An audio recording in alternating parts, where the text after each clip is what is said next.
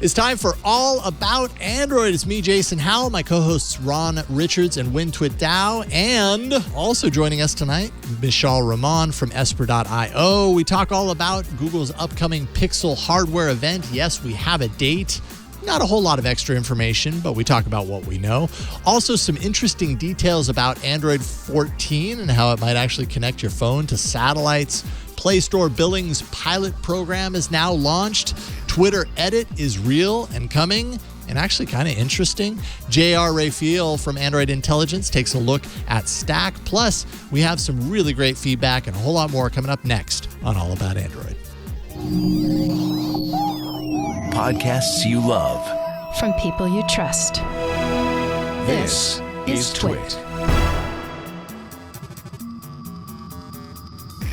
This is All About Android, episode 594, recorded Tuesday, September 6th, 2022. User Choice 5G. This episode of All About Android is brought to you by HPE GreenLake, orchestrated by the experts at CDW, who can help you consolidate and manage all your data in one flexible edge-to-cloud platform to scale and innovate.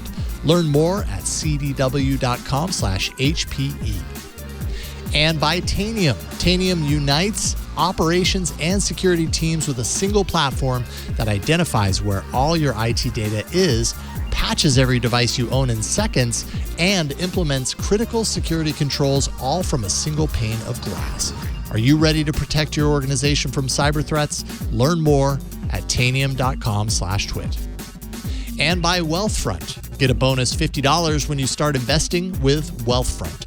So sign up today. Just visit wealthfront.com/twit. Hello, welcome to All About Android. This is your weekly source for the latest news, hardware, and apps for the Android faithful. I'm Jason Howell. And I'm Ron Richards. And I'm Win Twit Dow. Welcome back once again. We have returning to the show, Michal Rahman from Esper.io. It's good to have you back, Michal. It's great to be back. Yeah. Great to be back for the foreseeable future, hopefully every month. Yes, indeed. That is the plan. Once a month, we've got Michal joining us on the cast. Let's keep Michal on edge. Maybe, Michal. We'll see how you do tonight. All right? It's not, we'll see. It's my second trial run, the first trial run. Right, exactly. Right. We're only going to give you 12 to 24 trial runs, and then your real thing begins. No, it's awesome to get you on, and this was one of those weeks of news where, like, I was putting it together. For a change, and this rarely ever happens, we don't have a hardware block. We have some hardware news, but everything falls into the broader news category, and so it's just kind of crazy. This is a week filled with news. So it's it's like everybody's like coming out of the summer doldrums. We just had Labor Day weekend here in the States, so everyone's kind of back to work, and now's the time to get moving. The fall is going to be upon us before you know it, and with that comes new hardware rollouts, prepping for the holidays. Like, we're in this cycle, Jason, right. that we've lived for the past decade of our lives. I think I'm only now just like connecting the dots that tomorrow, as we record this, tomorrow is the big Apple iPhone event, and that really is like the kickstart to the next phase of hardware announcements leading into the holidays. Suddenly it's going to be Halloween, then suddenly it's going to be Thanksgiving, then suddenly it's going to be Christmas. And you know how I really know this all is because next week I have due from me a list of best of moments for all my shows, which really tells me, holy cow, we are nearing the end of this year. This is weird. It's all happening too fast. Way to take one for the team. Yeah, I do it. I do it for all of you and for us because we're not here that week. So it's for everyone. So let's get to it. We've got a lot of news to talk about. Don't want to waste any time talking about the fact that there's news. Let's talk about the news right now. Well, I could use a good new price on a phone because I lost mine last night. Wait a minute. You lost yours?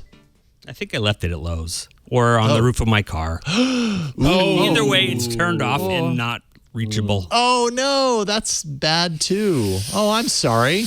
So what was the phone? What was it exactly? Pixel 6. Pixel 6. Dang. This was last night, and you just, oh, dang, Burke, that really sucks. Oh, dear. Yeah. Well, and I didn't really back it up either, which is the worst part. What do you mean? Doesn't The photos, Oh no. Who cares about the other Wait. stuff? So don't you have Photos, Google Photos logged in? Like, doesn't it I don't do automatically? the syncing thing. I hate that. I can't stand it. But it would have helped you here. Absolutely, it would have. Okay. Absolutely. All right. So we're learning lessons then. No, right I now. already know this No. lesson. I'm not learning anything. We're I know learning. it. I just don't do it. You've Everyone learned a listening valuable is lesson learning. right Yes. now, Burke, is that when you don't have that syncing, you lose your photos when you lose your phone. Yeah. This is how it So works. I did a test call with Al Malventano. I don't know if you know Al Malventano, but his thing is about backup. And I'm like, telling him, like, don't you even start with the whole. And he's like, dude, you know better. And I'm like, I know. But This is the risk you take. Hey, right before the show, we were even it's like I even just sat talking. there and I took the lecture. Yeah. I think you need to take that lecture. Sorry, tough love, but you need that lecture. Just the same that Ron was telling us in the pre-show. You know, he showed us his Pixel 6 that had that was introduced to a rock or concrete? It was the stonework around a pool. Stonework So, around a pool. Yeah. So bricks and all that sort of stuff. You know, like that sort of outdoor. Yeah, You know, the things you don't want a glass back of a phone to be introduced to, and so Exactly. it's cracked. And so Ron was It's like, cracked. "But thankfully, I've got a case, so I can continue using it." And I was will like, say, everyone knows that I am wait. anti-case. Oh, wait, but it's my turn to lecture. But Ron, if you had the case on it, you wouldn't have a broken back to begin with. "That's true." That's not. You don't know that for sure. Yes, everybody does, except No, you. you Well- can't guarantee that. You can't guarantee that. I mean, You based can't. on where that phone did land and the spider crack is, Yeah. it would have You been can't, protected. you Absolutely. can't guarantee. You never know what Okay, can happen fine, out in you the can't wild. guarantee, I did but- guarantee it, and you never know. But in validated the it. in the multiverse where that Ron would have put a case on it, it could have landed more on the camera bar side, and then the camera bar would have been cracked. So you No. don't know. Yeah, exactly. Yeah, exactly. You know, Yeah. That Ron might have been SOL too. I don't know. So- If there was a Vegas, betting thing for we're going to drop this phone with a case and this one without, and you bet on which one's going to survive. I'm probably betting on the one with the case. Just saying. And we would be winners, But I don't bet on things, so that and neither do I. falls to the wayside. That's good. Anyways, all of this is to say there's a lot of need on this cast for a new phone, and as luck would have it, Google has announced its next hardware event for October 6th. This is a Thursday, so Thursday, October 6th. The event is happening in Brooklyn, New York City.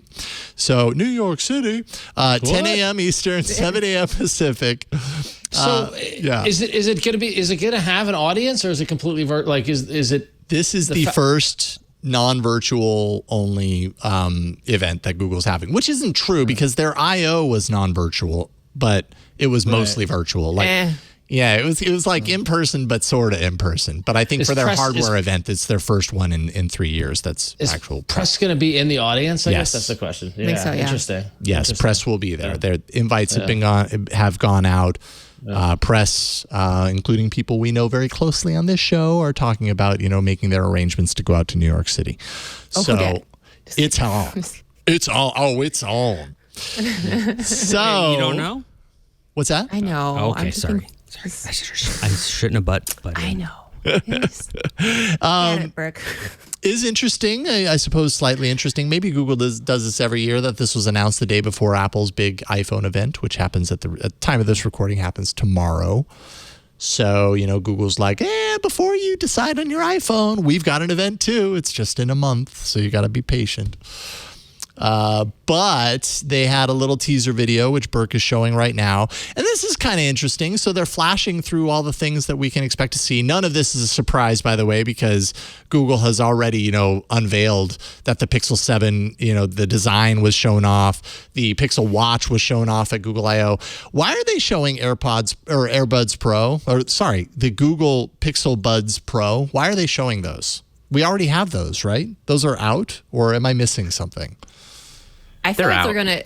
they're gonna emphasize ecosystem, right? Like cross device, because like not that it's necessarily related, but it seems like they're kind of going after the ecosystem thing because they have the Pixel this, Pixel that, Pixel this, Pixel tablet in the future. Yeah. And maybe part of this is telling a story about the Pixel ecosystem to compete with other ecosystems or whatever, but to tell kind of a more complete story of Made by Google. That is my foil. No, I didn't have any foil. I've run out of tin foil. But if I had some, imagine like a pointy hat, and that's Wynn's like conspiracy theory that they're trying to do an ecosystem thing. That's why the Google buds are showing on. up. I think that makes a lot of sense. Yeah. Ecosystem. Did think it was kind of weird though. It was like, oh, here's these devices. I can't wait to hear more. Wait a minute, that's already out. Why is that there? That would make sense though. But of course, we're going to see the Pixel 7, the Pixel 7 Pro. Google has confirmed that these devices are going to run with the next generation Tensor chip. The Tensor G2 is what they're calling it. They say, quote, it's going to bring an even more helpful personalized features to photos, videos, security, and speech recognition, which really just kind of covers everything. But is there anything to glean from that description, in your opinion, Michelle? Like, is there anything like, oh, we've been waiting for this thing and it falls in that category, so it's probably going to be on the Pixel 7 or 7 Pro?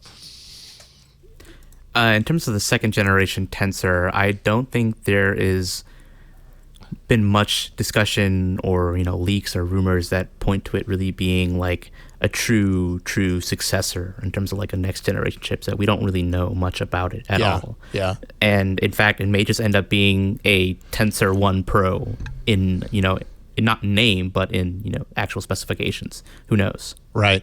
Well, and I guess there's nothing really to compare it to, right? It's Google's, more or less, it's Google's own silicon. So it's there's no like way to there's no history there to be like, this is a big jump versus this one being a small jump. It's just a jump. You know what I mean? And maybe a couple of years down the line, then we'll have a better understanding of like, oh no, this is a really big upgrade to the Tensor chip versus what we're getting now. But again, we know literally nothing about what the G2 chip is all about. Also, based on some Android 13 code comments, it looks like these phones are going to likely support a higher quality Bluetooth LE audio codec, and that would possibly be a part of the Tensor G2 chip. So higher quality Bluetooth LE support, given that the phone that, in this case, the Pixel 7 and the device that you're connecting to support that. Obviously, it has to be on both sides in order to get that, but that is kind of expected. And then, of course, someone in Bangladesh posted an unboxing video on Facebook.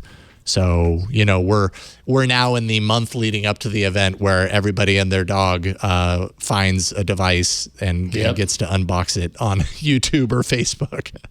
So there's nothing we're going to not know about this device by the time it comes out. I'm sure there's stuff we don't know yet, but we're going to learn a lot more in the next month leading up to this event. Can I actually go back to that Bluetooth LE audio point? Please. Because there's something that, I've noted and I think is kind of overlooked. Sure. And there's been a lot of anticipation and hype with LE audio, probably potentially increasing the audio quality of what you can expect. But from what I've read and what I've learned, it's not actually the case. You shouldn't really expect dramatic improvements in audio quality. If you're comparing the base codec that most Bluetooth Classic devices support, which is SBC, the new audio codec that is standard with Bluetooth LE audio, that is LC3, is better. But if you're going to compare it to other codecs that you may be familiar with, like AAC or Qualcomm's aptX, then you shouldn't expect significantly better audio quality. The things to look forward to when it comes to LE audio are the other features, the broadcast features that let you, start a cast from one device and broadcast to many devices. Things like that are things you should be looking more forward to than the actual LC3 codec. Oh, okay. Why do you think Google isn't leaning more into kind of higher fidelity audio codecs? Is this a thing that audiophiles obviously want, but not many other people really care that much about?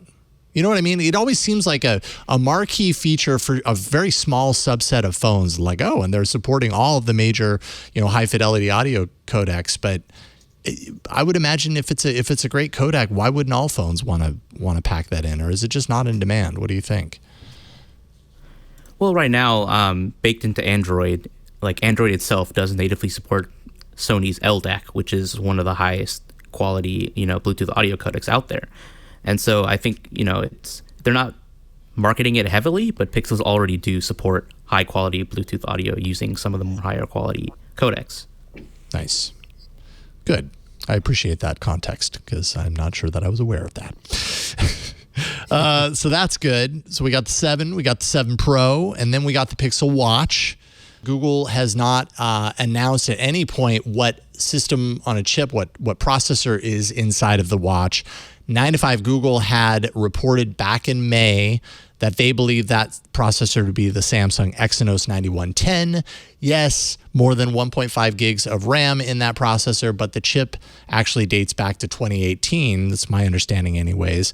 Is that a missed opportunity? I feel like Google at this point is going so all in on Tensor chip. This is our in-house chip. And the Pixel Watch has been so anticipated. Why would you release the Pixel Watch without your own chip?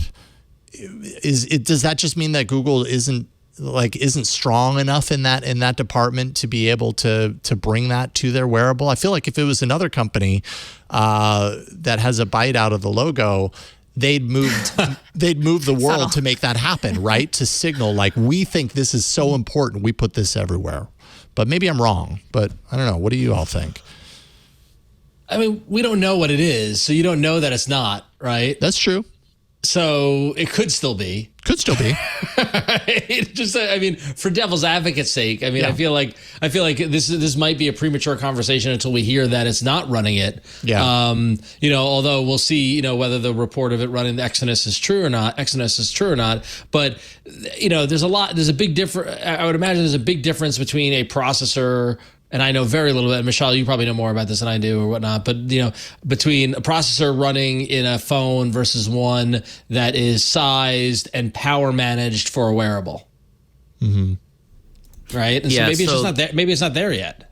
So the thing is, we don't know for sure the exact specifications of the entire SoC in this device. It could be just the base Exynos 9610, I think you said it was, or it could be 9110, or it could be a derivative of it with additional coprocessors that are added onto it, to take the load off the main processor for additional battery savings, or maybe what 9 to 5 Google saw is that it's actually a custom version of it, but internally it's still using the part number 9110. I just forgot what you said, but but if you look at the Google Tensor on smartphones, you can find some Exynos lineage if you look hard enough in their device drivers and etc. Maybe that's what we're seeing here. Maybe it is a custom chip. We don't know 100% until it's revealed. That is true. Yeah. But it's fun to talk about things as if we know what they are, even though we don't. True. But part of the excitement of this and part of the excitement of the event is to see what they're going to, we're predicting what it's going to be based off the Pixel 7 and all this sort of stuff. But they're the things that we want to see or that we might not want to see or whatnot. And one of the things I want to see is to see them announce the Pixel tablet. But apparently that's not likely. Although I'm holding out for it. That would be a surprise. That would be a boom surprise. Google's one more thing. By the way, we said next year. Here it is. My 2 wishes for this event are the news on the tablet and news on the foldable. Those are my 2 wishes for this. But on the topic of the tablet, XDA is saying that the tablet is likely to ship with the 64-bit only version of Android 13. We talked about that last week, right? About the move to 64-bit. And along with that, developer Kuba Wojciechowski shared details found while scouring in the AOSP code.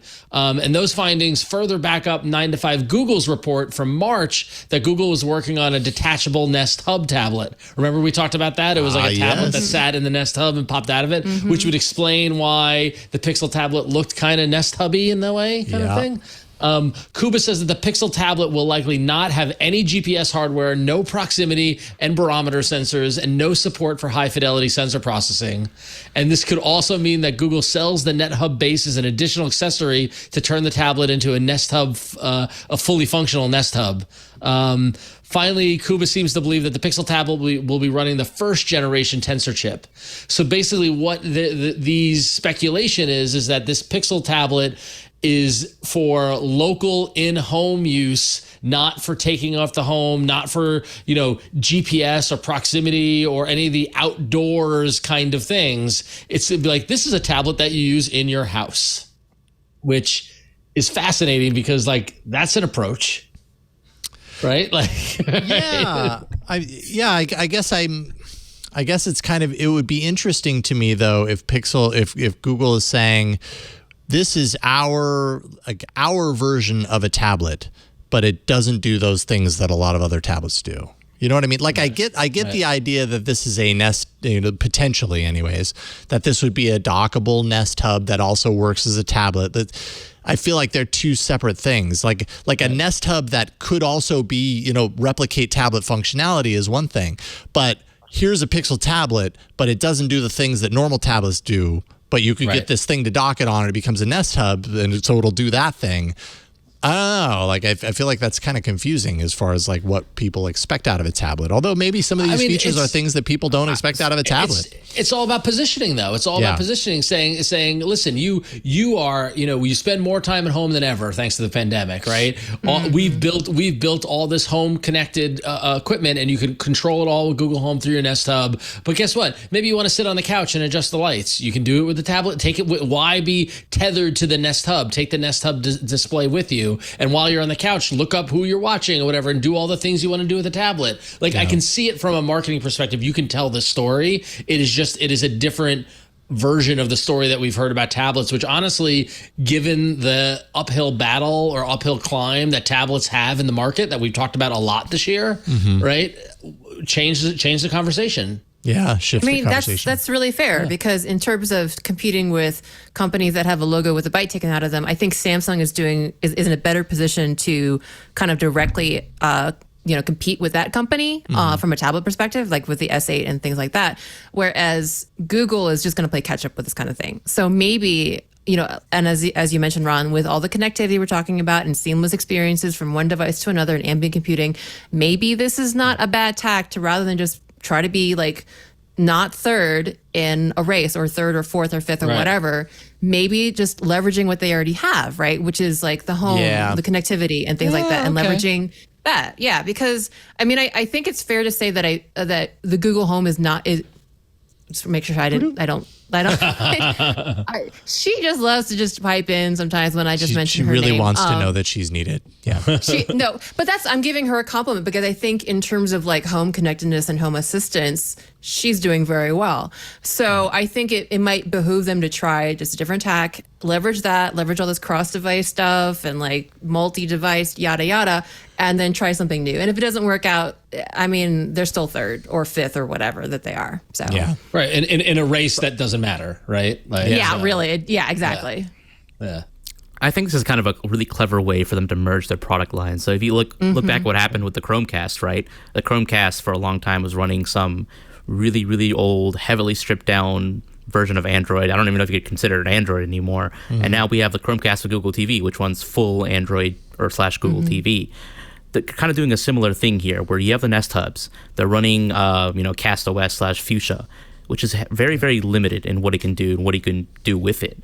As you said, it's not only just fixed in a certain location in your home, but also there aren't many apps for it. There's just not much you can actually do with it outside of the limited set of capabilities it offers already.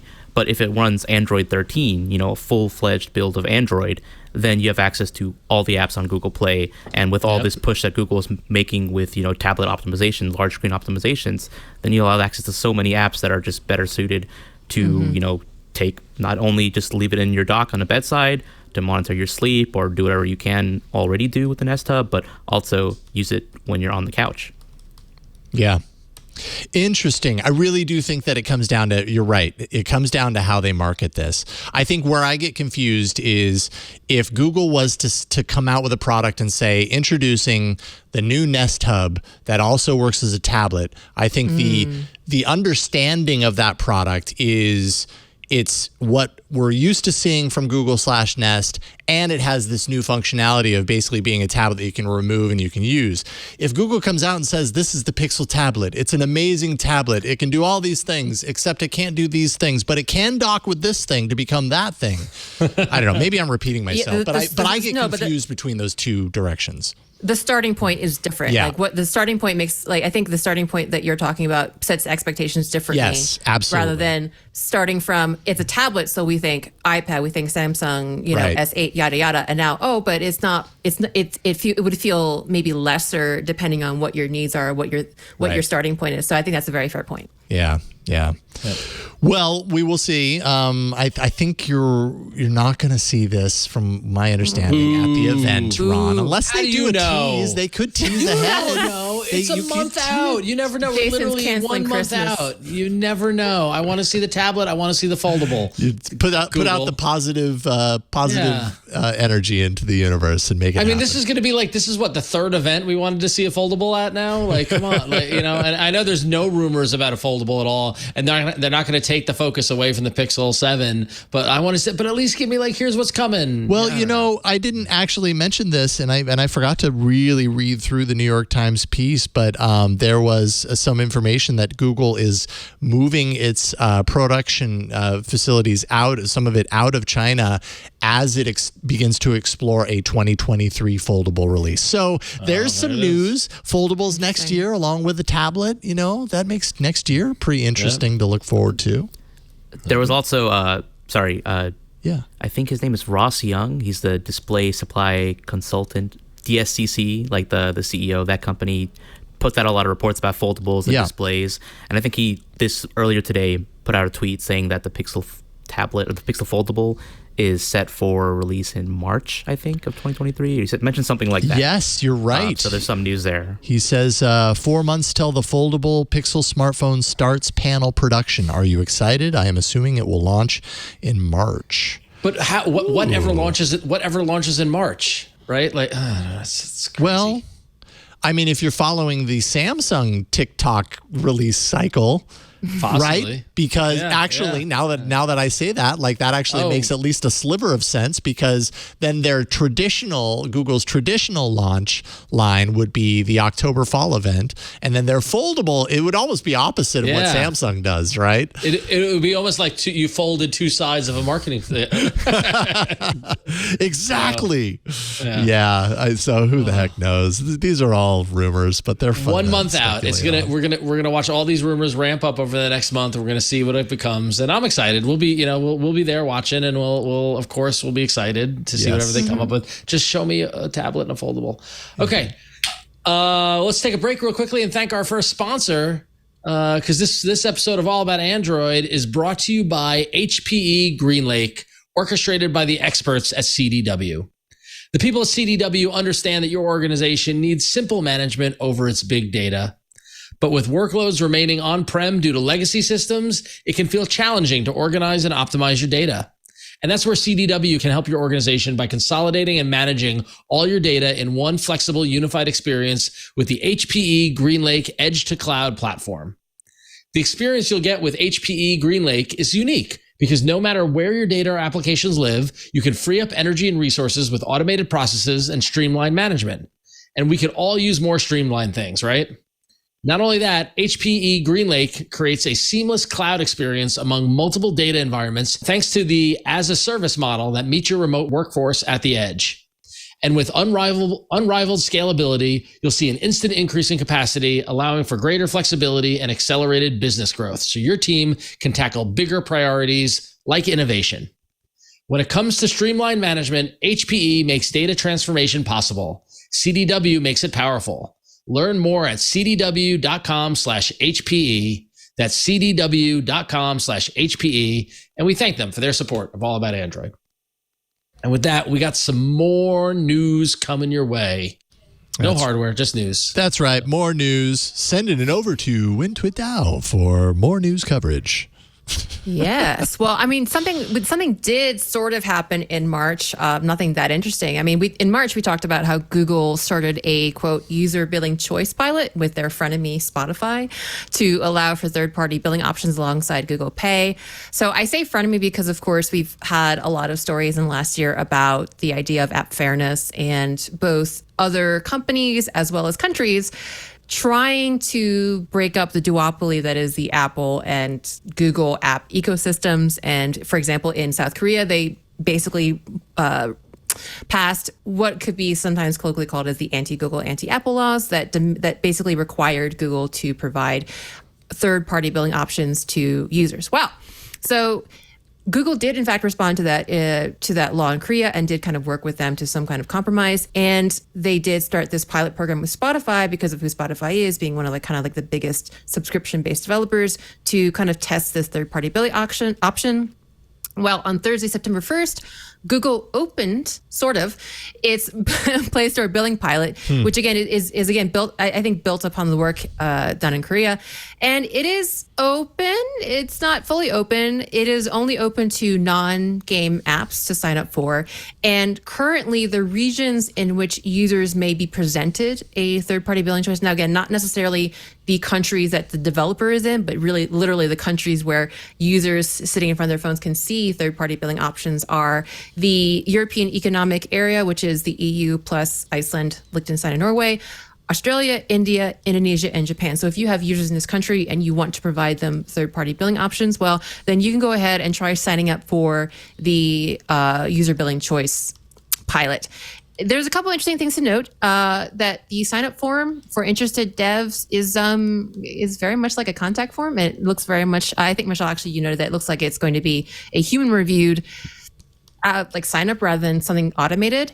And that, well, let's kind of pull back a little bit. So a lot of this has to do with fees, right? Everyone hates service fees, and certainly developers do as well. And it's kind of been one of the contentious points around, app markets and fairness about what Google Play Store service fees are. And I actually had to sit down and really kind of chart things out to understand the service tiers, because what the service fees per tier is, like what the actual discounts or reductions are in response to all this contentious app market fairness was very confusing. So as it stands now in the Google Play Store, the service fees are the following. So if you're a developer who has enrolled as an associated developer account, that you can enroll in a 15% service fee tier, which means that your first $1 million of earnings are charged a 15% service fee, and then any earning above 1 million is charged 30%. If you aren't enrolled in that, you just get 30% service fee, period. And then for apps that actually have renewing subscriptions, it's 15% service fee. And for ebooks and on-demand streaming services, kind of to promote that kind of media content apps, your service fee starts at 15% and can be as low as 10% through this Play Media Experience program. So anyway, it could be a number of things. Whatever your service fee is for your user app purchases depends. So if you're a developer and your user now opts for a third-party billing option, whatever your fee is normally, if the user chooses a third-party billing option, you get a 4% discount on whatever that service fee that you had to pay before is. So Ka-ching? Ka-ching? Ka-ching? So it could be as cheap as, let's say it could be as cheap as 6% if you were a on-demand music or ebook streaming service and you kind of got in on this discount, or it could still be 26%. Yeah. So... And it's the Ka-ching? and it's the Could be the same discount title. that has been offered in Korea that we talked about, and probably also similarly we're very snide about. And so I don't know, Michelle, I know you've had every time this story comes up, you have feelings about it. I want to ask you what your current feelings are about the rollout with this, the way that the sign up is happening with the restricted regions. I don't know. What are your feelings right now on whether this choice is choice or not? I mean that, is it really a choice, and is it high quality? Is it choice? I don't know. What are your feelings on this particular rollout of the pilot program? Right. So if you look at, the amount of money that Google and Apple make from in-app purchases, it's ludicrous. Literally, they make more money just from in-app purchases than entire industries do. So obviously they have a a huge incentive to fight back against any such, requirements that require them to open up and let other companies come in and take a, cut of that pie. So when you see these kind of programs that Google and Apple are doing, they're doing the bare minimum to abide by the requirements. So, we kind of assume that, if Google and Apple are forced to open up alternative billing options, then therefore that entire 15%, 30% cut is going to be not going to Google or Apple at all. Well, no, that's not actually the case. What's ended up happening is that they're saying you can use alternative billing options, but we're still going to charge a certain amount for having us on the store. In this case, with the user choice billing is what they're calling it. They're only taking a 4% reduction from the fee. So you still have to pay them 11%, out of the first $1 million in revenue, or 26% out of the 30, the normal 30%. But whatever alternative service you're using, they're also going to be using their own fee, or there's a credit card payment processing fee.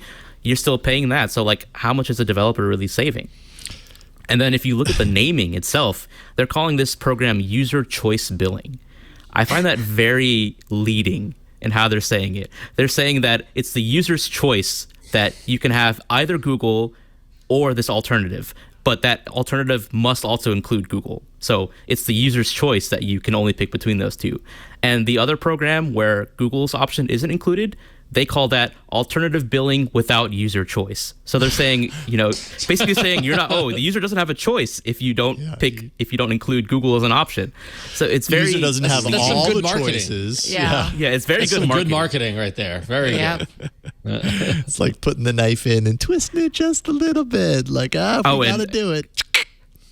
Oh, yeah, and coincidentally, games aren't included in the pilot program. Yeah. Wouldn't you happen to know, games are by far the most lucrative for in-app purchases. But games will be included eventually, right? This isn't is just how it goes. Okay. All right. Right. But see, they make a lot of money from this, and it's understandable why they're pushing back. But you can kind of see, things aren't really going the way the lawmakers and regulators intended, and it's probably going to be that way for a long time. It's always a way. It never does it? I mean, what is the road? The road is paved with the path of good intentions, right? It's yeah. So I don't know, but that some of that marketing lingo though is just A+. That's fantastic. Yeah. Yep. Well, Google will probably change the name of that 5 times over the next couple of years. Yeah. Good call, Jason. Well done. Look Bravo. forward to that. We'll let you know when that happens. Android 14 looking like it's going to support satellite connectivity. I think this is actually pretty cool. Just to give a little bit of context, a few weeks ago, SpaceX and T-Mobile announced that they were going to be bringing satellite connectivity to smartphones. And then last week, friend of the show, Hiroshi Lockheimer, tweeted. And so we can go ahead and throw Hiroshi on the screen. I'll read his tweet. Hiroshi said, wild to think about user experiences for phones that can connect to satellites. When we launched G1 in 2008, it was a stretch to get 3G plus Wi-Fi working. Now we're designing for satellites. Cool. Excited to support our partners in enabling all of this in the next version of Android. And Google confirmed to 9to5 Google specifically that the, quote, next version is indeed Android 14. That's what Hiroshi was referring to. So that is kind of on the horizon, at least as one pretty key feature of Android 14. Keep in mind that this sort of connectivity isn't necessarily designed for most of us. It's really, I think the true benefit of something like this comes to someone who is, in a place, an area that doesn't get very good cellular coverage and needs some sort of a satellite to reach where they happen to be and provide the coverage for them. But having that ability baked into the phone, I think that's a really big deal. Big deal for a lot of people. So. And nice to know that, Android 14 has some interesting features in the works, this being just one of them. Very cool. Yeah. And I think, God, did I see somewhere that Apple's working on this for their phones? I don't know. Maybe tomorrow they're going to mention something about this as well. I'm not sure. But this is definitely kind of in the current the current wave of smartphone functionality that everybody is looking to kind of bake in as some sort of satellite connectivity support. So this is going to be, offered in many devices in the coming years as a result. So something to look forward to. I think that's great news. Cool.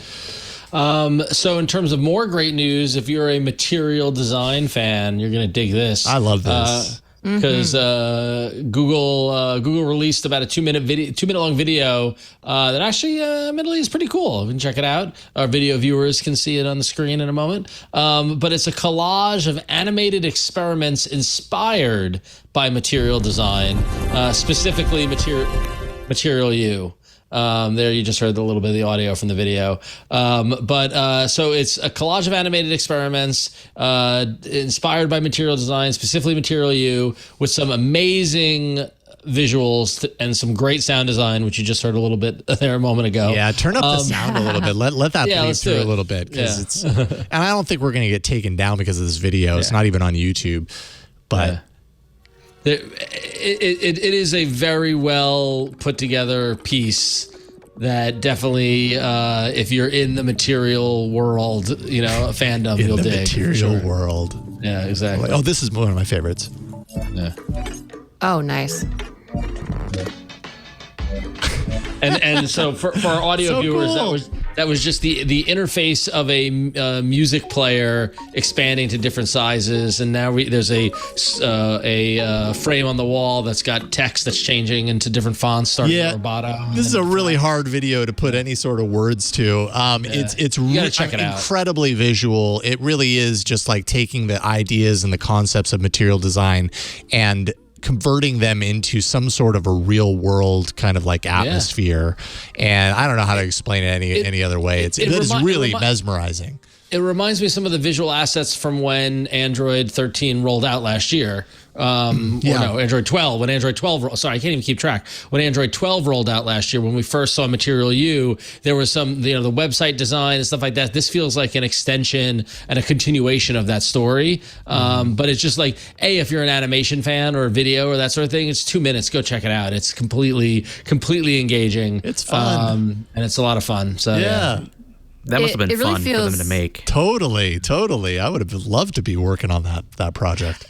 It really feels like kind of full circle because the idea of material design came from like the physical world to begin with. So when material design was first introduced, I think one of the things that was really fascinating is that they actually showed, and I wish I'd brought it up, but they had showed light studies they'd done with folded paper to come up with like the first design guidelines for material like product icons. So like the Gmail icon back then looked like a piece of folded paper, and even the graphic asset itself had like drop shadows, but it was meant to be drop shadows that mimicked, real life. And when, even if you look down to like the actual developer components, there's still notions like a surface and a card and things like that. So it's like taking it's like skeuomorphic, like inverting skeuomorphic. We went from like trying to make, digital surfaces seem real, and instead we took real things and took inspiration from digital surfaces, and now we've got these kind of slightly stylized digital surfaces that are now coming back into real life. So it's really interesting, kind of like the connection between the two, and like it kind of mirrors a lot, especially with like the sound design. And again, like watch the video and kind of listen for how the sound design blends into the motion and blends into the changes. And it does reflect, kind of more of some of the philosophy of the Android UI and UX design, where things should hint. Like if you have animation, if you had sound, it should be helping understanding and helping tell a story in a picture. It's just more like the story is like I tapped a button and my mail opened. But that's kind of like what's going on here. And it's kind of like this like being able to step through the looking glass into Wonderland and back to like the real world and back and forth again, and like kind of what the story and what kind of like all the metaphors and what kind of you can glean from both sides of it. So anyway, I love this. This is kind of awesome. It's I always loved the idea of material design. So someone kind of flipping it back on its head and shaking out some realistic looking things is really awesome. Basically what you're watching is a Matias Duarte fever dream. This is essentially that's it. Like, oh, this is the best thing in the world. This is what I'm going to be doing. I just got my bivalent, virus shot. So this is going to be my dreams tonight. Yeah, just put this on a loop. You'll be in another world for a few days. Yeah, both my husband and I are already kind of getting a little loopy, which is probably why I drank a No, see, it's already happening. Oh, no, Win. yeah. Oh, shoot, wait. Am I still on the show? Oh, no. You are. What happened? You are. Although... You can take a break now because we have to thank a sponsor of this episode. And then we will get to some app news coming up and some of your feedback as well. But first, this episode of All About Android is brought to you by Tanium, the industry's approach to cybersecurity. It's fundamentally flawed. IT management and security point tools offer only a small piece of the solution that's needed to actually protect your environment. And many of them promise that they can stop all breaches when, quite simply, they cannot. Making decisions based on stale data and then trying to defend your critical assets from cyber attacks with tools that don't talk to each other, that's no way for IT teams to navigate today's attack surface. It's time for a different approach. And Tanium says it's time for a convergence of tools, endpoints, and IT operations and security. They have solutions for government entities, education, financial services, retail, and healthcare. You can trust their solutions for every workflow that relies on endpoint data. Asset discovery and an inventory as well. You can track down every IT asset you own instantaneously. And then as far as risk and compliance management, you can find and fix vulnerabilities at scale in just seconds, very small amount of time. You can also hunt for sophisticated adversaries in real time. That's their threat hunting capabilities. And then client management allows you to automate operations from discovery to management.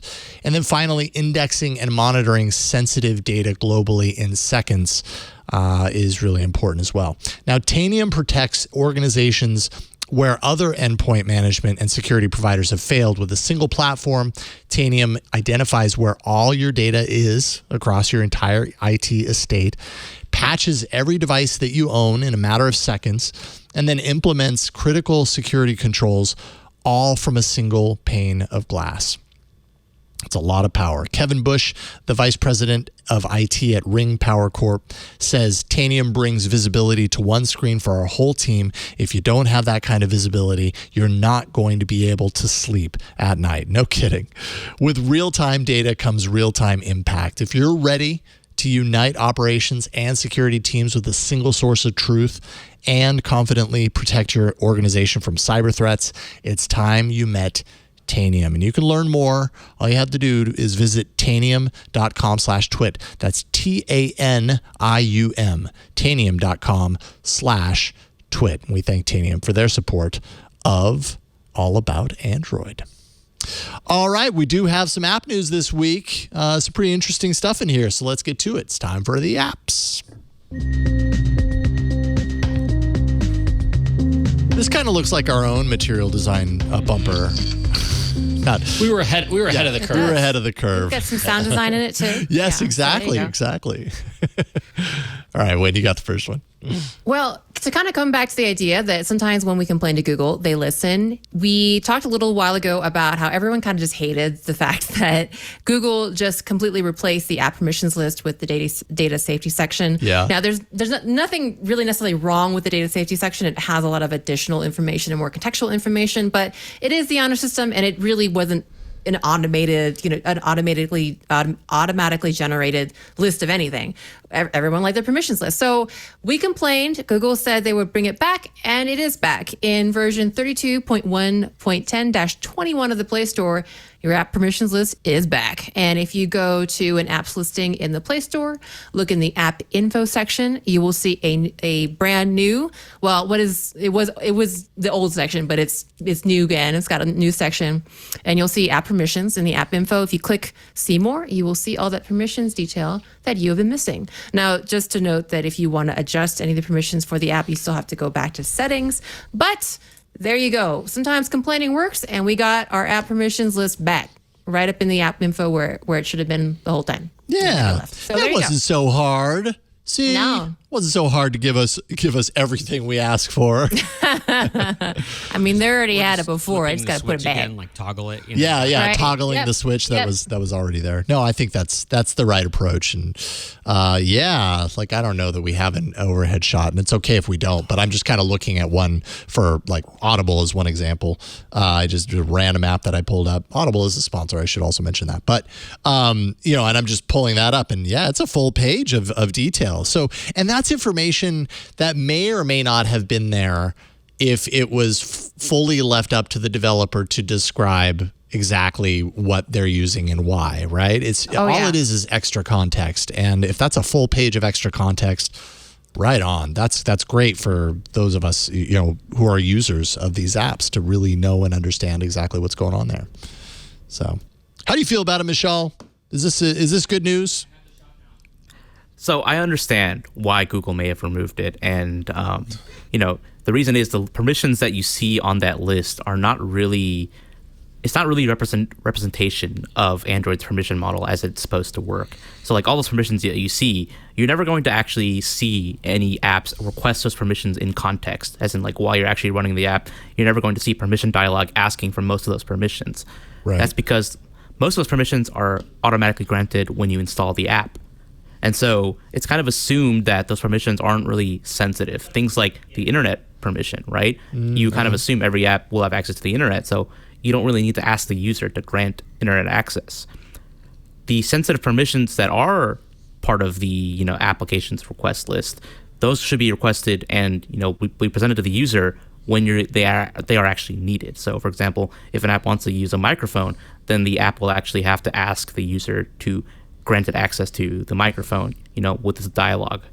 So it's kind of like a relic of the past, and it's not really relevant to how permissions work today in Android. So I can see why Google thought this is kind of misleading to users. They might think an app is, requesting way more sensitive permissions than are needed.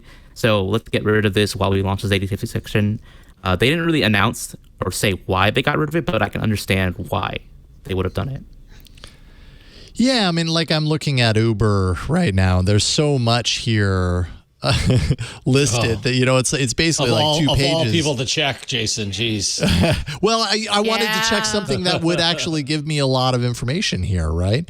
And the other category is almost an entire page full of things. And like, I don't know as a user how useful it is for me to know that this app can appear on top of other apps, but I'm of the mind that like more information is better than less. And Sure. like, I'm sure there's someone out there that would look through this and be like, okay, I may or may not make a different choice as far as installing this app, but at least I can look at this list and see everything that it's capable of doing. And whether that user really truly understands that, I guess, is the question. And understands that when it says prevents phone from sleeping, that it's probably that there's probably no nefarious reason for that to be there. And some people might end up looking through this list and make some wild assumptions as far as things they don't understand in the list. And maybe that's, part of what you're saying there. That's true.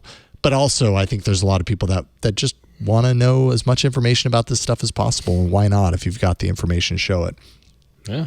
I do feel like sometimes people do, like some devs do have bad practices, and this is kind of like my husband and I are just Android devs, so this is like how we spend our time is like sometimes when we're installing a new app. One like permission, for example, that can just easily be nagged on is like like identifying information on the phone.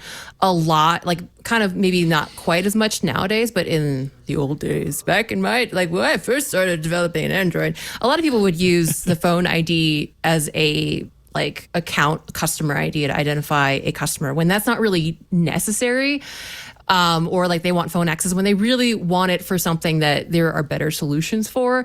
And so a lot of times back in the old days, we would sit around like, cause we're just so fun at parties and like as installing an app kind of saying, well, why do they need this permission? Why do they need that permission? Mm-hmm. And occasionally it is kind of maybe a naive or less good implementation or kind of like using of a permission for a certain thing. So I don't know, we're very, our view is very skewed because of our day job, but I do think it's worth kind of like seeing some of those things and maybe being called out for them, like especially when in this world of security and privacy, when we try to like have learned that maybe giving Google and other companies all of our information is not a good idea, to kind of just have that as like why do they need that piece of information?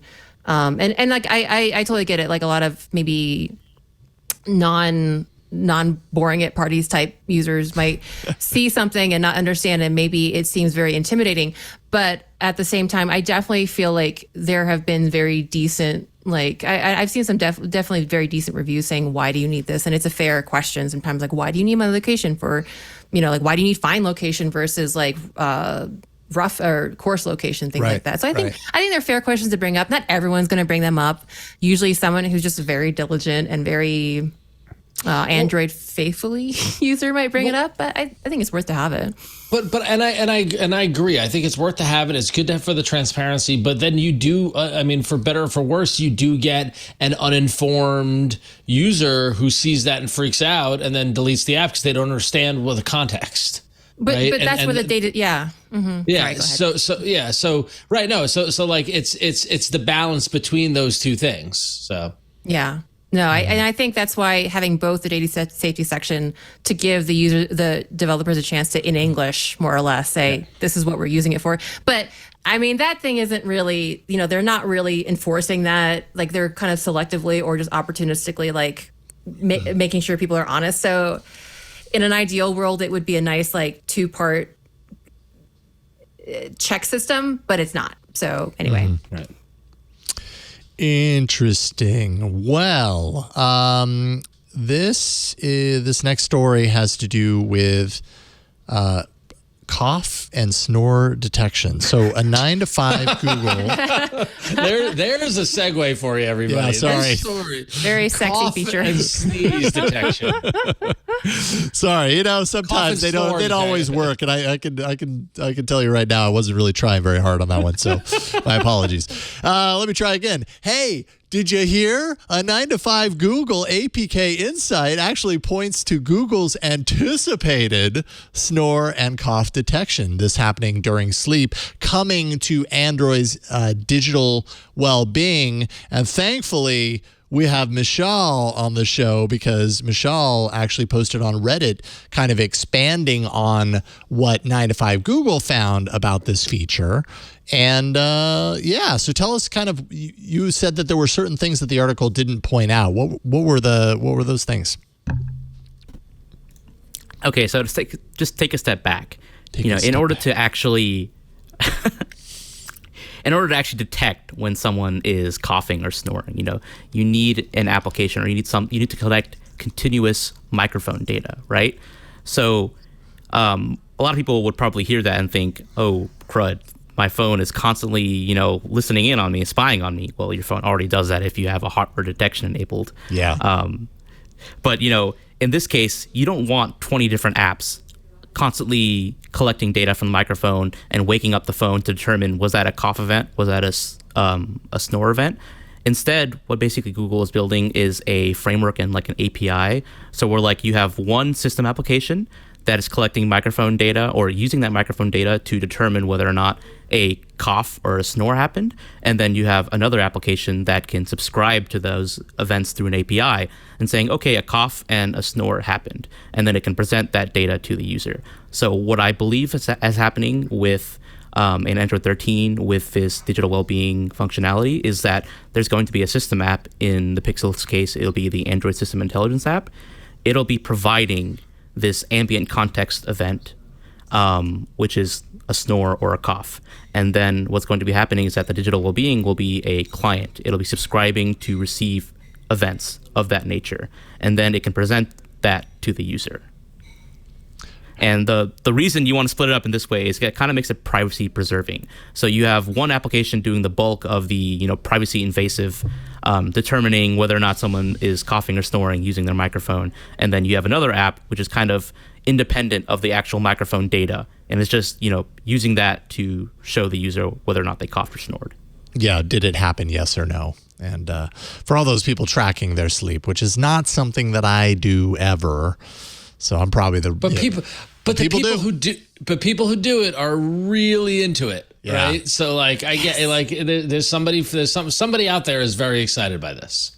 So Not me. Is this? Oh, I already track my sleep. Do you? But yeah, I do with my. So, but but not why with do you- Google, With but your with my. So thing. what do you get out of tracking your sleep? Like So this is going to be a total off topic. So I'm trying to TLDR this. I get to kind of optimize like my workouts and like know how hard I have to push, know when I have to pull back, and know I just need to take a nap every day. That's basically it. Or based on your sleep, based on sleep details, you'll wake up and you'll look at it and you'll be like, okay, today's going to be a go day in the gym. That sort of thing? Yeah, exactly. Really? More or less, yeah, exactly. Wow. And then Wow. with the app that I use, good you can do a journal where you can say, okay, I drank coffee at 5 p.m. or I ate late or I did this and that. Yeah, and they that would be correlate. kind of interesting, right? That's more interesting. Yeah, because I've totally, for a long time, like I don't really drink a whole lot of coffee, but there was a long time there where I wouldn't put a limit as far as like the time of day and be like, oh, whatever. I drank coffee at 5 o'clock in the evening and it doesn't affect my sleep. But I bet you it probably did. Just because I fell asleep and I slept doesn't mean I had good sleep. You know, I could have had restless Exactly. sleep and not known it. So yeah, that's Exactly. Yep. important information. Yeah. Oh, and here's one more little tidbit to get you thinking. So if you have the second generation Nest Hub, you'll know that one of the advertised features is coughing and snoring detection. Yeah, I was going to ask Well, about that. imagine if a detachable Pixel tablet / Nest Hub were to run Android 13, then how would it re-implement that functionality? So it could be using this. That just Different happened, way to tie ladies and things together. gentlemen. right here. Michelle Yeah. dropping the bomb. That's how you tie it all together right there. Dang. Yeah, you're right. This all makes a lot more sense too. As a result, that's really cool. Excellent. Okay, so I still don't know that I'll use it, but still that's pretty neat. That's pretty cool kind of interoperability. Well, so Jason, this next story might have something you might be interested in using. What if I told you? What if I told you? I know everybody thinks this. It's a really popular application. A lot of people like to use it. It's a little thing called Twitter. What if I told you could edit your tweets? Whoa, wait a minute. Whoa. What does that mean? What does it mean to edit something? You would think for those of us who use Slack, it is very simple to just edit a post and be able to change it. And any other, even on Facebook, you can edit and change. But for some reason, being able to edit tweets on Twitter has been a bizarre stake in the ground that they have been reluctant to move forward on. Although now it actually looks like it's gaining some traction. Actually, back on April 5th, Twitter tweeted that the edit button was indeed in the works, actually since 2021. Now it appears that Twitter employees are actively testing the feature.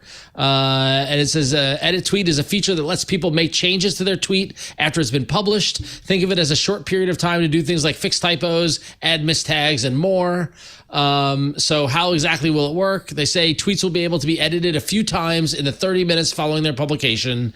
Edited tweets will appear with an icon, timestamp, and label, so it's clear to readers that the original tweet has been modified. Tapping the label will take viewers to the tweet's edit history, which includes past versions of the tweet, which I think is fantastic. Like Yeah, I didn't Wikipedia, expect like, that That's one. really cool. Yeah. Yep. And here's the kicker. This will test eventually with Twitter Blue subscribers for $4.99 a month. And if you ask me, cool. Make it a Twitter Blue feature, make it a subscription feature. They will rake in the money on that. Like they will if you live and breathe on Twitter, like the number of times that I delete a tweet and repost because of a typo or because of, or I tagged the wrong person or the link didn't work or whatever it might be. Like this is such a core kind of bit of functionality. I reference Slack because you can do that in Slack and it says edited, like so you can see what's been edited, which I think is fine. It gives accountability to the person who wrote it. I'm not trying to change words or anything like that. I love the fact that you can see the history. If people really want it, make them pay for it. I'm totally fine with that. Totally fine with it. I did not see the edit history coming at all. That's never been cool. When I've thought about what a Twitter edit functionality would be, I don't know that I ever had that in mind, but that's kind of perfect because then it's like, all right, the thing that most everybody is going to see is your edited tweet. Great. If someone really wants to hold you to task for saying something horrible, Like, you know what I mean? Like, that was my fear, is that Twitter is used so often for these things that like I truly want to know. Like, if you're really going to put that on your Twitter feed and you said something that, is awful, like, I don't want you to be able to to edit that away and pretend like it never happened and not have any sort of a paper trail to back to it. So I fully support this. I think that's awesome. I like it. Yeah, it's definitely best of both worlds. It's the best of both worlds. It's the best of both worlds. Best of both worlds. Where obviously, if it's just a typo and you have the history, no one's going to care.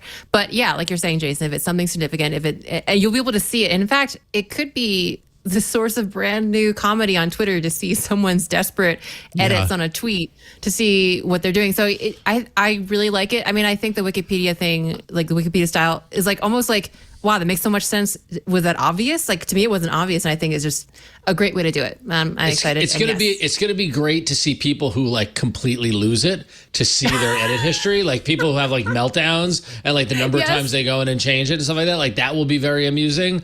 I also don't think I understand why they're limiting it to 30 minutes, because I think that makes perfect sense.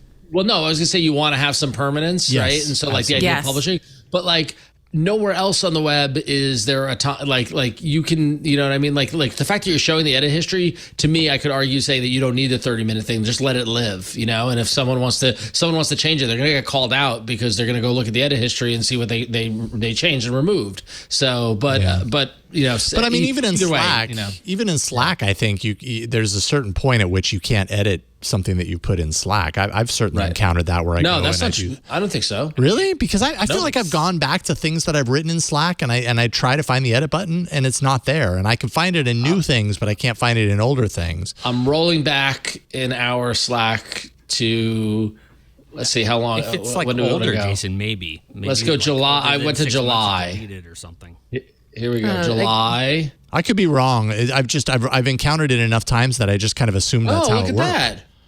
Look at that. How about that? I roll back to July and there's no edit. That's fascinating. That is crazy.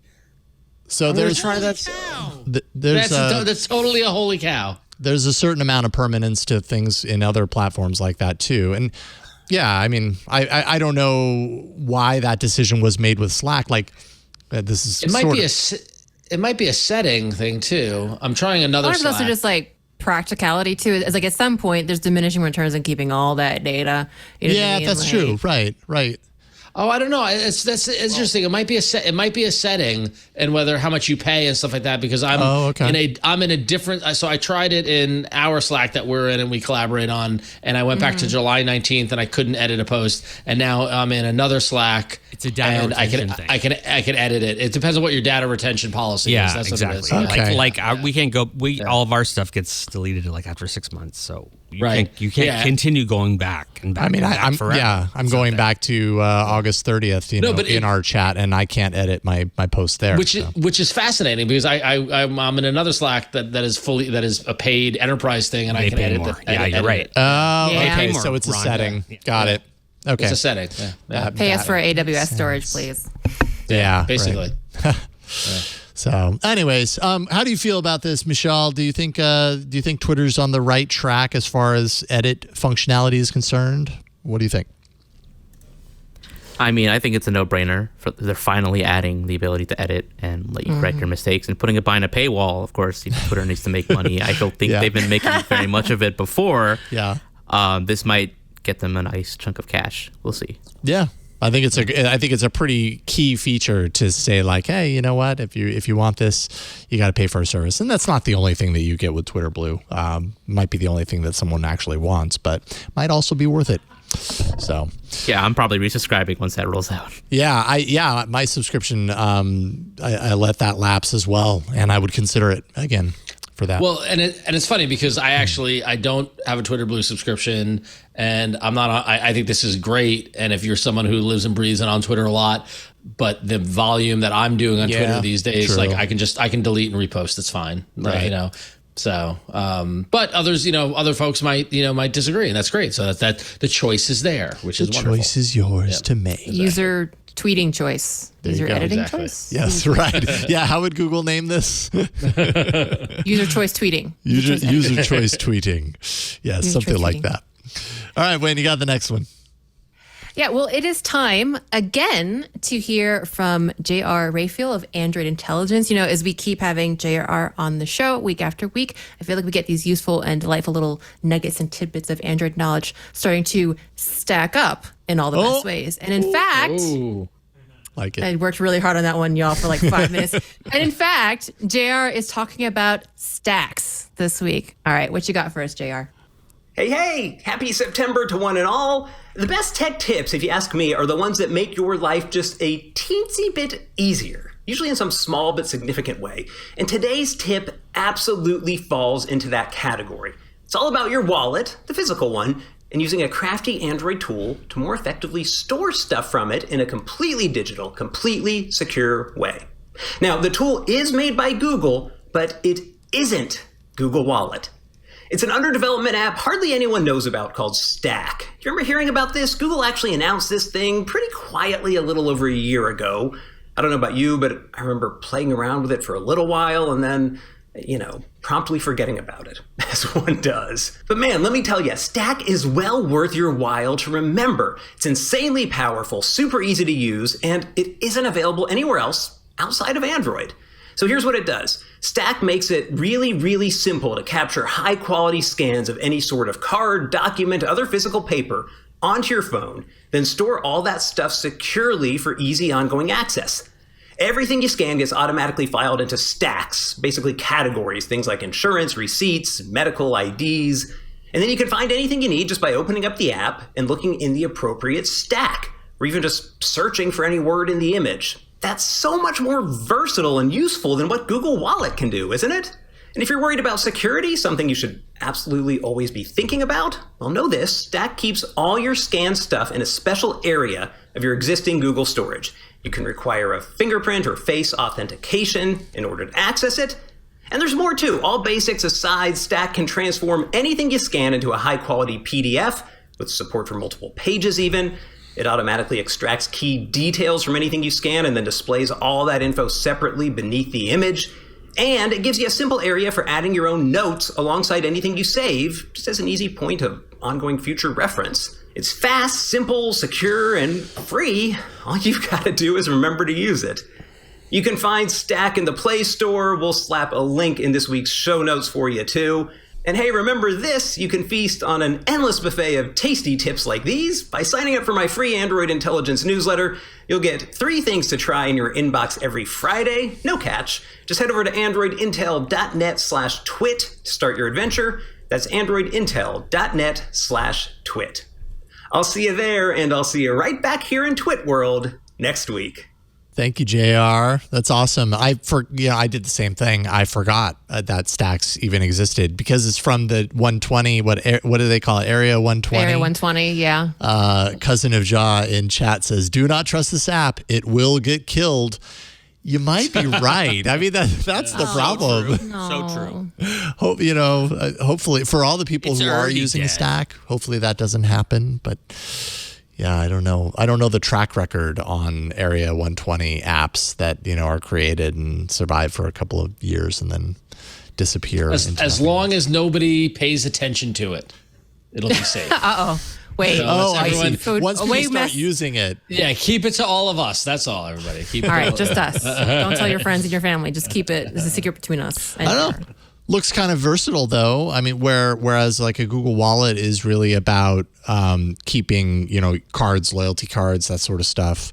Is it even called? Am I calling it an old name now? Is it Google Wallet again or GPay or I don't even know at this point. Who knows anymore? Just Wallet? Is it like my Yeah, I don't even know. GIF. Google Wallet for the wallet, and then Google Pay for the payment stuff. Oh, geez. Okay. Well, thank you for keeping it straight. Why? But those apps that Michelle just said, I'm not even going to say them because I'm going to get it wrong, are very, by comparison, very kind of like one purpose, right? Loyalty cards, payment cards, blah, blah, blah. seems like stack is like, you can create a stack out of anything you can scan. And that actually works for me because if you come to my house, you will see lots of in-person real life stacks of things everywhere because apparently that's how we live our lives.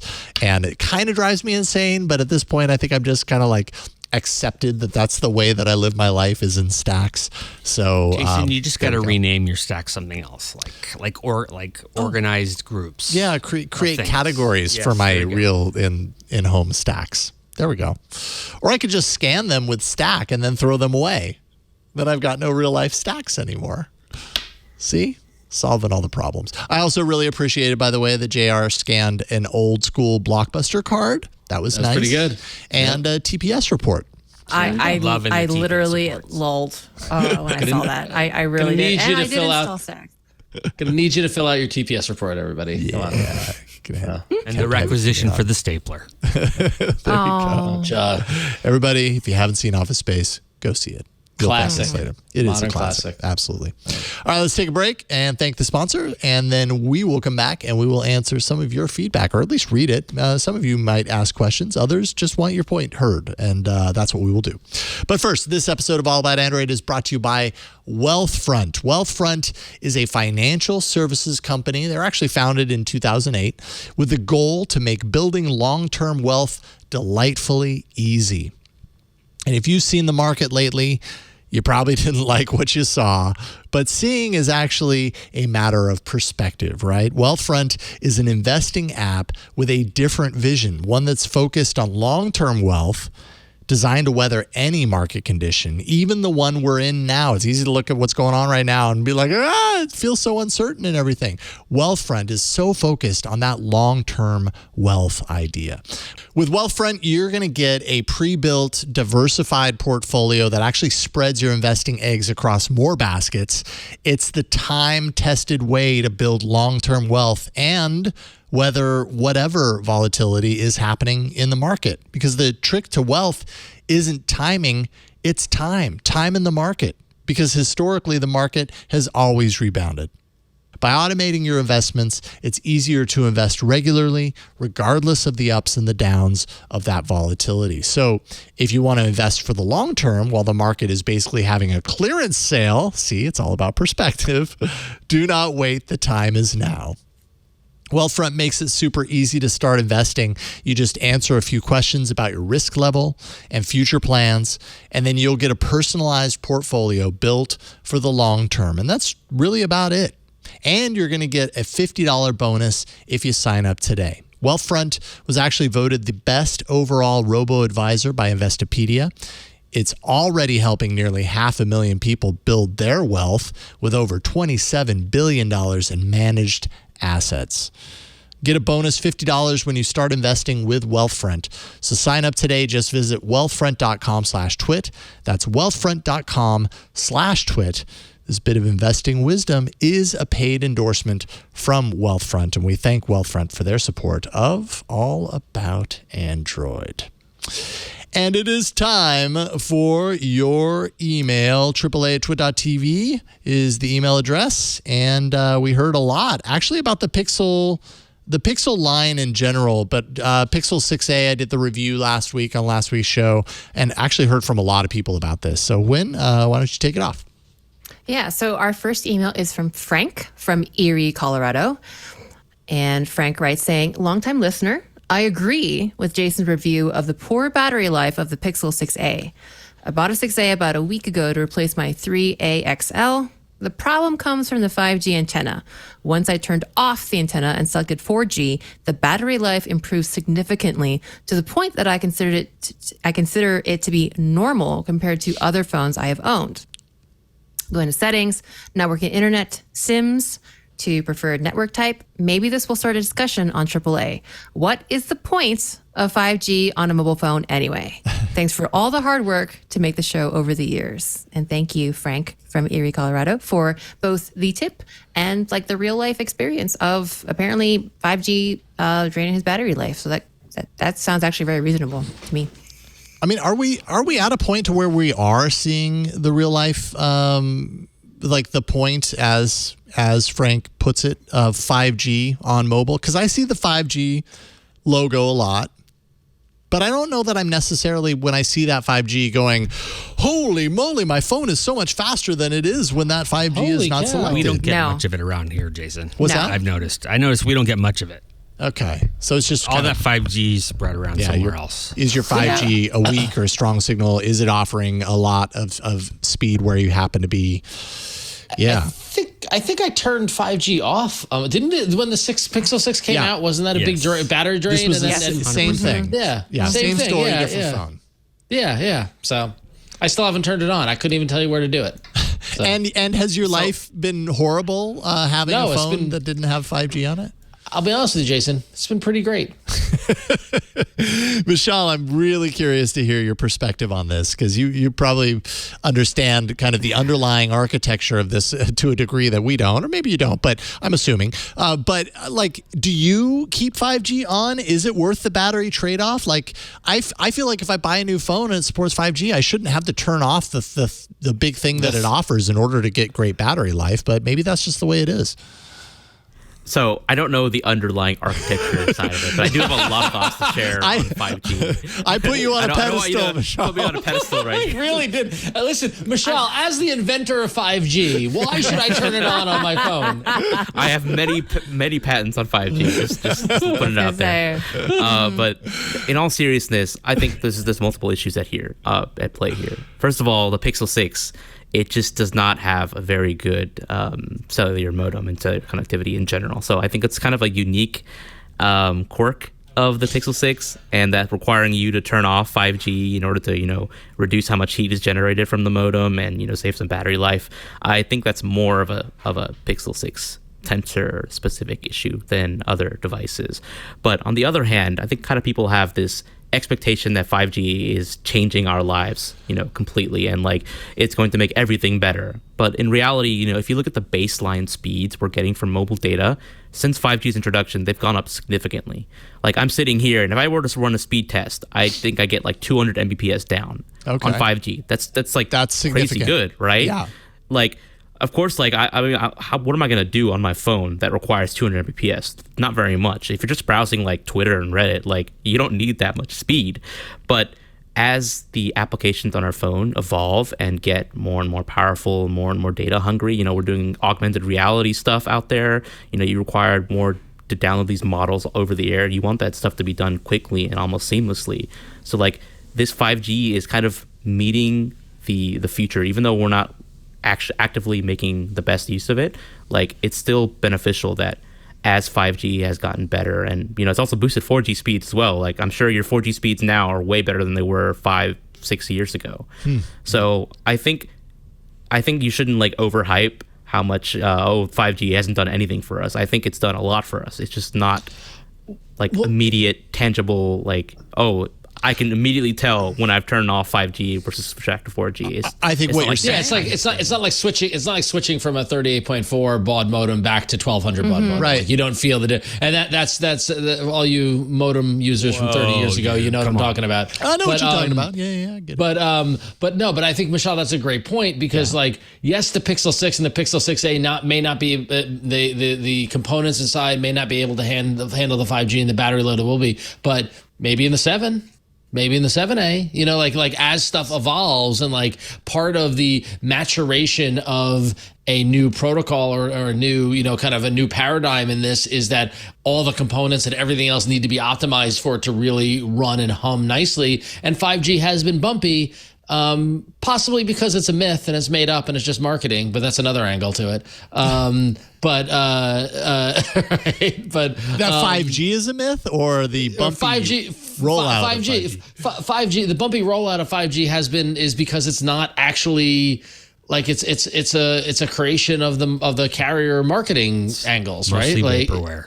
Yeah, thank you, right, Burke? Thank you. So, but either way, it's going to be a point where it normalizes and then becomes that's the thing in the same way that like, when was the last time you saw 3G on your phone? You just don't. Oh, yeah, yeah. And I mean, when you did see 3G on your phone was noticeably slow. And I mean, at the time it felt fast, but then once you got 4G, you were like, whoa, I can't go back to 3G. It's just too slow. If you're on 5G and you go back to 4G, that 4G is not so slow that you're like, what is going on? This is horrible. And I think maybe that's part of the difference. That's probably part of the reason why I end up in this realm where I'm like, I don't know that I notice a whole lot of difference between 5G and 4G, because 4G was already pretty fast for the things that I'm doing.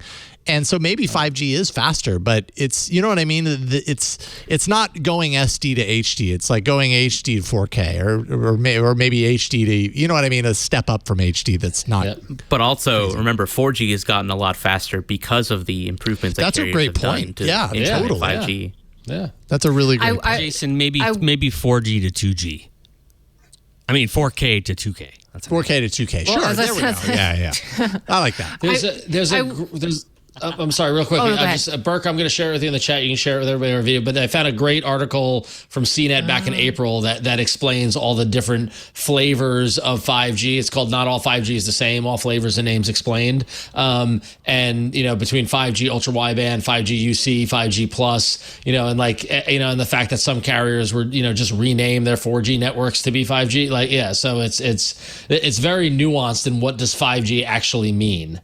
Yeah, for sure. Yeah. Yeah, so worth checking out. I'm sorry, went after you. Right. So. Oh, no. I will say there is a little bit of the cart leading the horse sometimes, I think, from the dev perspective, is that you really shouldn't do this. This is not how I would probably yell at some, but there is sometimes when you're developing an app, the ideal, especially for Android, because, Android is for everyone, is to develop apps and experiences that work well for everyone on all, whether it's 2G, 3G, 4G, 5G, or, any other vaporware that you have. But sometimes it's easier to assume that people have a good connection because writing good apps for laggy, spotty connectivity is hard.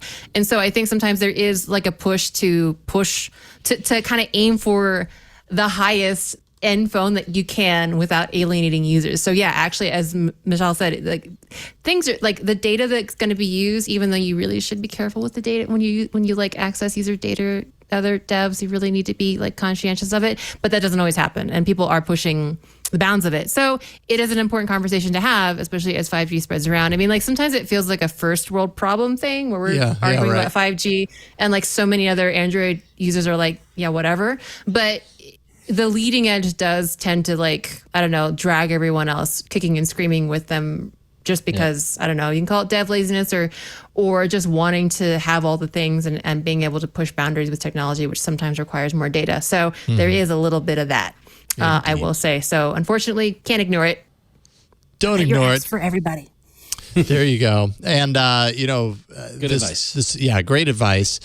The whole feedback section is dedicated to kind of what we're talking about here. Thomas Griffin is another emailer who said, both myself and my son recently purchased the Pixel 6a, and we are very happy with the battery life. We end the day with lots of battery left, right around 30%. This is the best battery life I've had on a smartphone in many years. We are still on Android 12. So there you go. Just nice. So I'm trying to guess, is it possible that Thomas lives, and we don't actually know because Thomas didn't tell us where he lives, but is it possible that he would get better battery life if he lives in an area that doesn't offer 5G? Or in a city with lots of everything. It doesn't switch, no switching all the time. Oh, okay. Would that actually improve the battery life? I honestly don't know, but there's a good chance that that's a good point. I'm sorry. We don't know where Thomas is, right? No. Let me do a people search and triangulate. Well, no, let's not do that. Well, I was going to say, because it's the kind of thing where it's if they are happy with the battery life, they're ending with lots of battery. That was a joke. Absolutely, it was a total joke. Please don't. But if they're ending with lots of battery, that means that they are in a spot with good 5G because the phone is connecting and maintaining the network as opposed to searching for it, right? I mean, they also haven't even mentioned. Oh, sorry. Wouldn't your battery drain if it's constantly trying to connect to 5G? Wouldn't that be the source of the battery drain? Right. But also note that they haven't even talked about how often they're on mobile data. Right, they could be work from home all the time and just be on Wi-Fi. Maybe they don't use their phone at all during the day. Maybe they don't even get one phone call. But I mean, on that point, the Pixels, I definitely have days where I'm at home most of the days and, working and connected to Wi-Fi. And I still end the day with very few percentage points, or in the red on that Pixel 6a. When I had my Pixel 6, I would usually end with about 20 at least, and I'm a pretty heavy user, and no 5G. And you would have it disabled? I do have it disabled. You disabled it, okay. Absolutely. So then your battery was would a have pain been in the butt, less. but I had about I had more than I expected at the end of the day. Yeah. 20, 30, about what he's saying. Yeah. I think this discussion just highlights how impossible it is as reviewers to actually nail down like how much battery Fair. life can you You expect from a nailed it. device. Like you really have no idea how to So true. put that into a number. So incredibly true. I completely agree. User choice 5G. That's what we need. User choice. What is it called? Yeah, what are we calling this? User choice 5G? User choice 5G. I mean, from the article that Ron linked, it kind of sounds not far off because, Yeah. anyway. Ron, you have the honors this week, and you also have the honors of a long email, but it's a I good do. email. Well, the great thing is that really the really best long emails also get to be the email of the week. There it is. So Elizabeth Whitmire writes in Macfile in our chat. Macfile. Yeah, there's Macfile. Says, Jason, I much appreciated your Pixel 6a review. And although I haven't had battery issues, I have had issues. From the time I got this phone in July until the system update earlier last month, everything was great. Then once the update happened, my fingerprint sensor stopped working.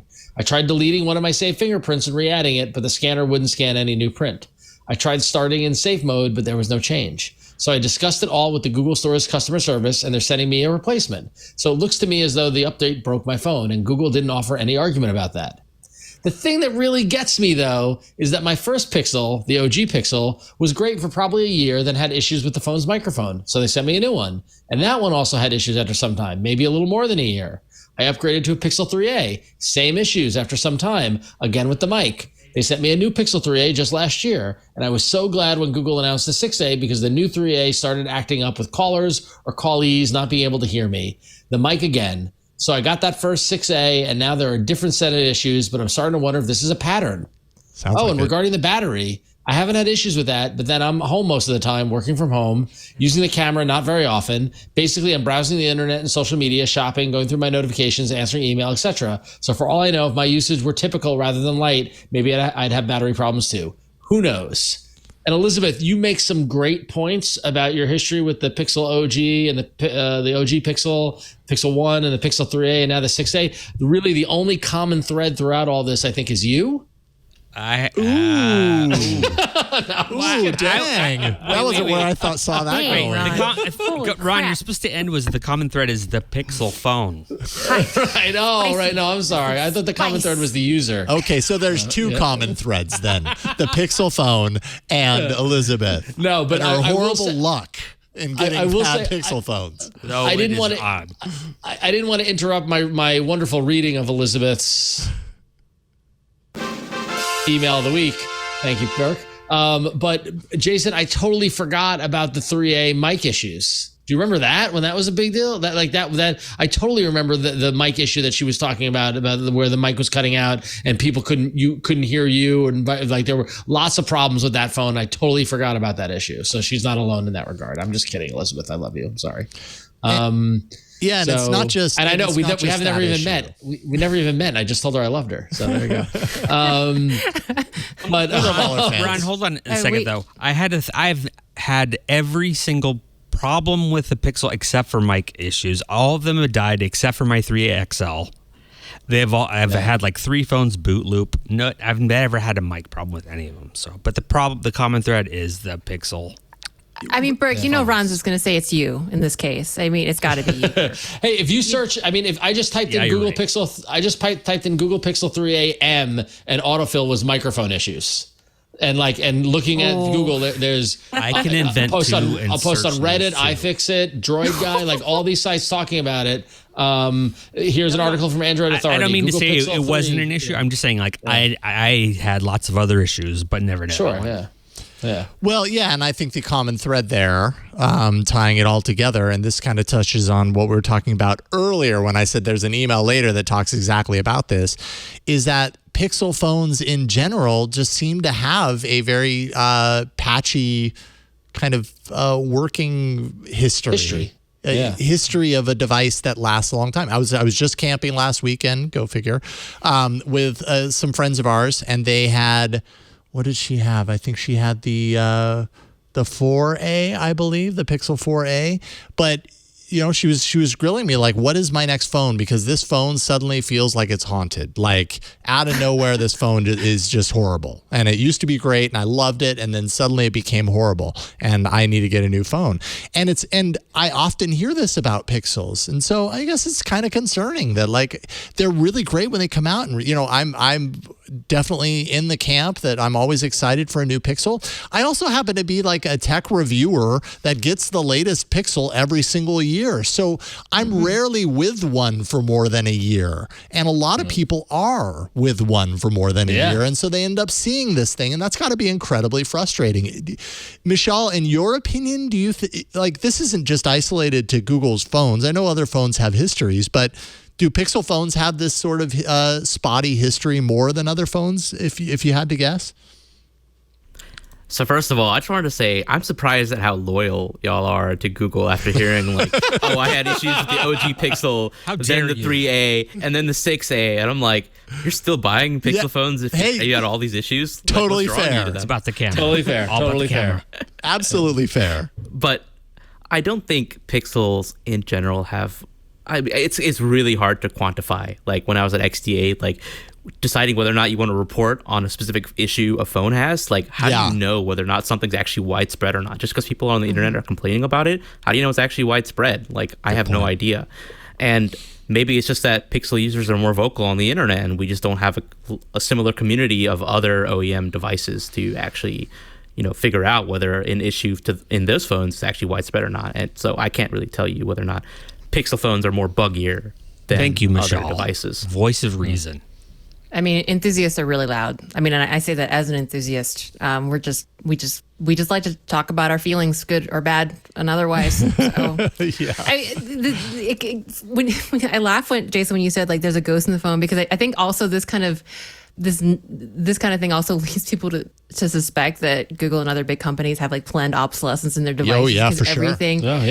Everyone seems to think like after a year things start to get kind of crappy, and I don't understand why unless Google means it, because it's like clockwork, right? Within a year, just like, this was a great phone about a year ago, and now I'm just like trying to see if I can deal with this for another year or two, or drop down some more money for a new phone. So, yeah. Although I do have to add, I don't think Google is doing themselves any favor with how quickly they update these phones. So like, I think the best time to use a Pixel 6 was like after the final stable Android 12L release, because that was building off of months and months and months of patches to Android 12.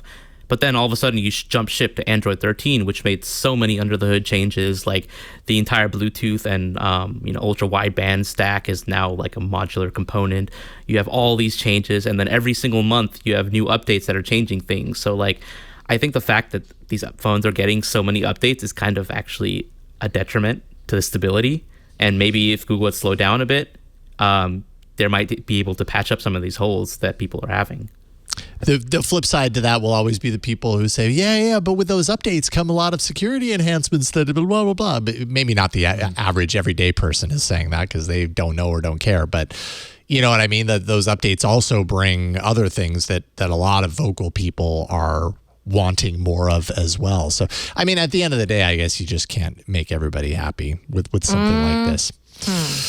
It's always going to be something. Always going to be something. The email of the week, everybody. Congratulations, Elizabeth. It's not you, it's Google. There you go. There you go. There's another title for you, Jason, for the show. It's not you, it's not Google. you. It's Google. It's Google.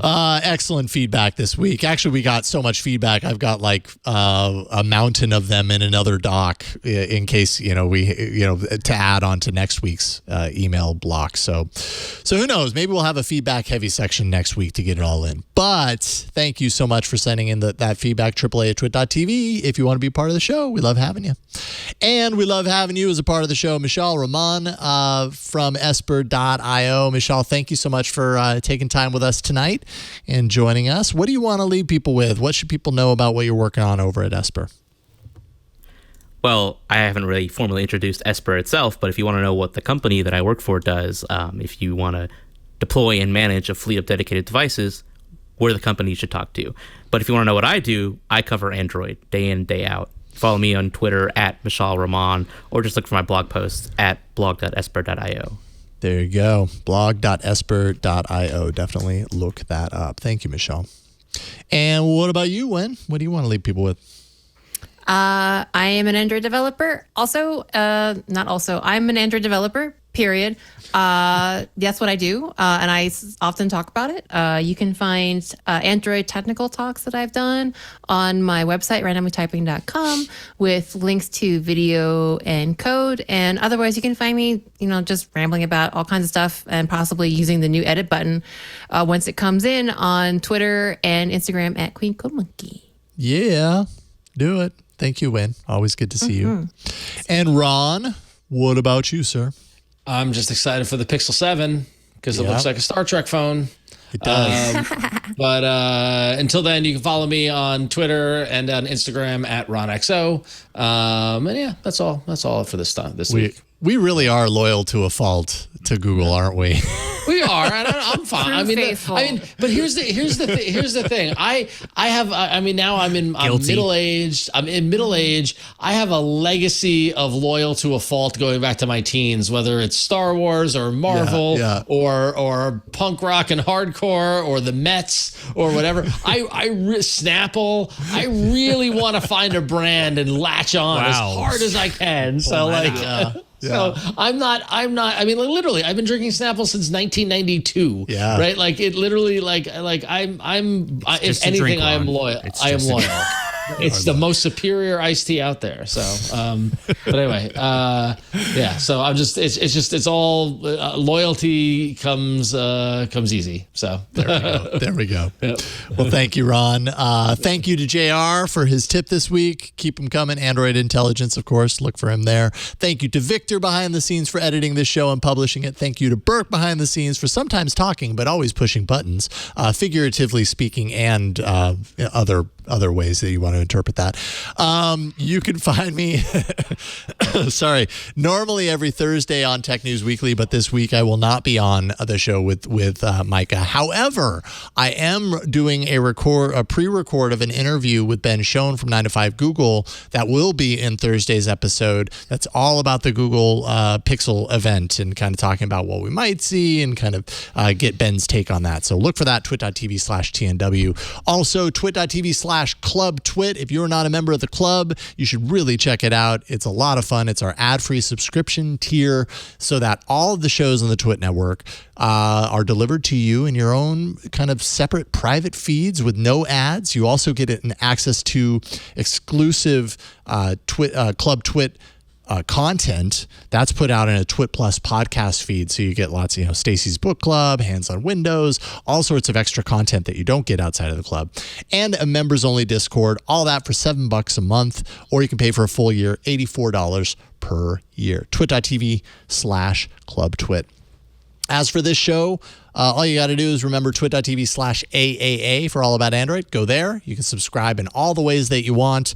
Everything that you need to know is right there, including our shining, happy, and smiling faces at the top of the page. Thank you so much for watching and listening to this show each and every Tuesday. We love doing it. We love having you here, and we'll see you next time on All About Android. Bye, everybody. Bye. Sneaky. Yeah. Hey, I'm Rod Pyle, editor-in-chief of Ad Astra Magazine, and each week I join with my co-host to bring you This Week in Space, the latest and greatest news from the final frontier. We talk to NASA chiefs, space scientists, engineers, educators, and artists, and sometimes we just shoot the breeze over what's hot and what's not in space, books, and TV. And we do it all for you, our fellow true believers. So whether you're an armchair adventurer or waiting for your turn to grab a slot in Elon's Mars rocket, join us on This Week in Space and be part of the greatest adventure of all time.